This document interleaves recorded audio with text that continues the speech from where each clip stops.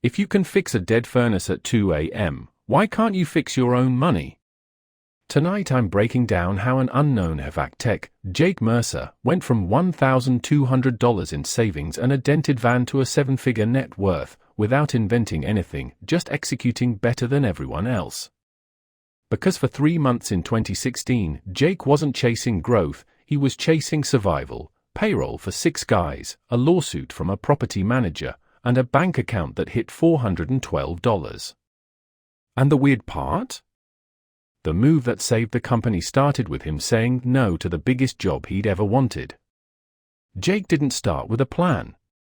In 2009 he was 29, working on call for a mid-size mechanical shop in Ohio, paid hourly, living on overtime. His toolbox was solid, his bank balance wasn't. He drove an old cargo van with 240,000 miles and a heater that only worked downhill.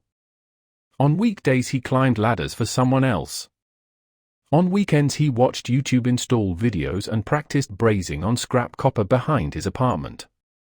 He carried liability insurance on a credit card and filed his first permit application with shaking hands. His wife, Tara, kept asking a simple question: is this a hobby or a company? Jake didn't answer because he didn't know yet. But he did know one thing: he couldn't stay hourly forever, not with kids coming soon. One Friday a neighbor asked, "Can you swap my water heater this weekend?" Jake said yes, charged $650, and cleared about $280 after parts. That little hit of profit rewired his brain. Why was his employer billing $165 an hour while Jake was scared to ask for $100? So he did what most good techs do: he started moonlighting. Then he did what most techs don't: he tracked every job on a spreadsheet, drive time, parts, callbacks, and what he actually kept. By 2011 he registered Mercer Air as an actual company. Jake's first marketing funnel was magnetic truck signs, a cheap website, and one rule: every satisfied customer got asked for a review before he left the driveway. Not later. Right then. The reviews stacked. The phone rang. And Jake made his first real operator decision: he stopped pricing like a tired employee and started pricing like a business with risk. He built a flat-rate menu with 3 levels: repair, better repair, and replace, so the customer could choose, but every option paid. He also learned that the phone call is the sale. Jake answered with a script, name, problem, and the next available time slot. If the caller asked, "How much?" he didn't guess. He gave a diagnostic fee and promised a written quote on site. That one change cut no-shows in half. Then he started recording calls and listening on Sunday nights. Painful, but profitable. Do you know what happens when you present options instead of begging for approval? You stop arguing about pennies. His second decision was cash flow. He required a deposit on installs and progress payments on anything over 2 days. That felt aggressive until he realized his suppliers demanded payment either way. By 2013 Mercer Air had 2 trucks, Jake and an apprentice named Lewis. Jake didn't hire for resumes, he hired for attitude and clean driving records. He wrote checklists for the boring stuff: filters, drain lines, thermostat settings, because boring mistakes create expensive callbacks. Revenue hit $420,000 with about 12% profit. Nothing flashy, but it was real. Jake paid himself a steady salary and left the rest in the business. Cash in the bank beats pride on the internet. Then came the job that almost erased everything. In early 2016, a property manager offered Jake a contract: replace 110 rooftop units across 3 apartment complexes. It was the kind of deal that makes small contractors feel made. Jake bid it like a rookie: too low, too fast, and with zero protection. His bid spreadsheet assumed 2 techs per roof, 8 hours a day, and 0 callbacks. Real life laughed at that. The lift rental doubled because the access gate was too narrow. A subcontractor quit midweek. And Jake, trying to look professional, bought materials in bulk before the first drawer cleared. When the manager started stalling, Jake was already stuck with pallets of equipment and no cash to install it. He signed without clear change order language, without milestone billing, and without verifying roof access rules. 2 weeks in, the site supervisor changed the scope. Then the delivery schedule slipped. Then rain hit for 8 straight days. Every delay meant overtime. Every overtime hour ate margin. And when the first complex failed inspection because another trade cut a condensate line, the manager blamed Jake anyway and withheld $78,000. Jake went to his partner for help, Darren, a friend who handled books for a small equity slice. Darren promised, "I'll keep vendors calm." What Darren actually did was move deposit money into his personal account to cover his own debt, thinking he'd pay it back next week. Next week never came. The IRS letter did. So did the supplier, putting Jake on cash-only terms. Imagine walking into a supply house and hearing, "No parts until you pay." How do you run HVAC in July with no parts? Jake maxed 2 credit cards, then a third. He skipped his own paycheck.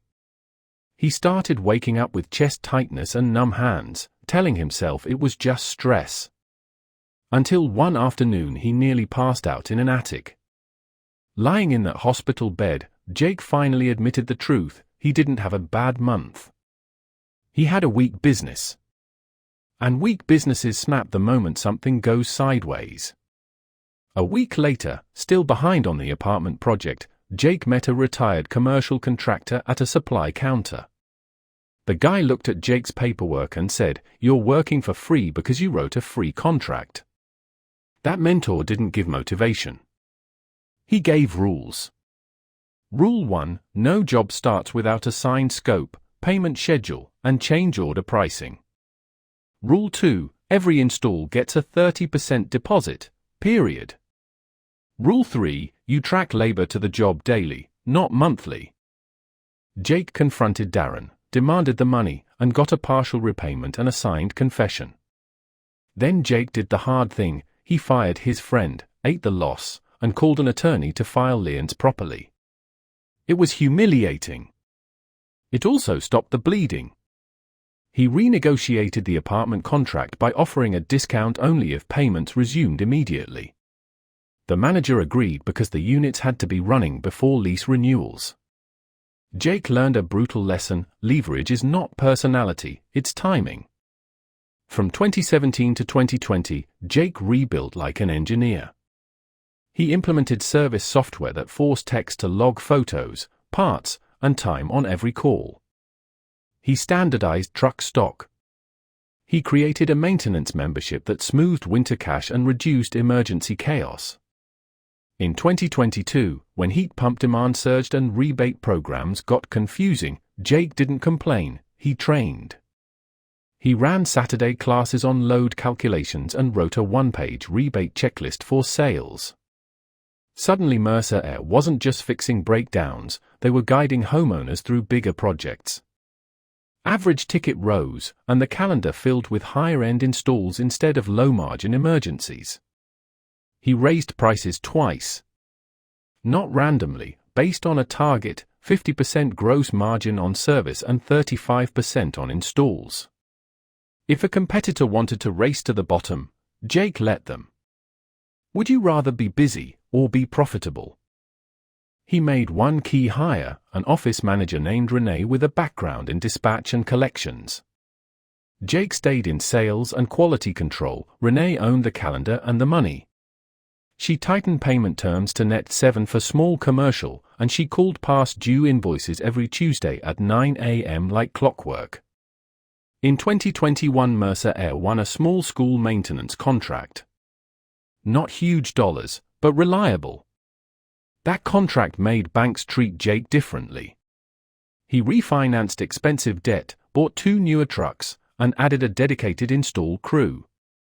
By 2024, revenue crossed $3.6 million with 17% net profit. Jake wasn't rich because he hustled harder, he was rich because the business stopped leaking. He set up separate accounts, operating, payroll, tax, and a true reserve fund. When compressors failed or vans broke, the company didn't panic. Here's what Jake's story really teaches if you want work boots to wealth results. Takeaway number 1, price for reality, not optimism. Build margin targets and refuse maybe bids. Takeaway number 2, collect cash before you spend cash. Deposits and progress billing are survival. Takeaway number 3, a contract is a tool, not paperwork.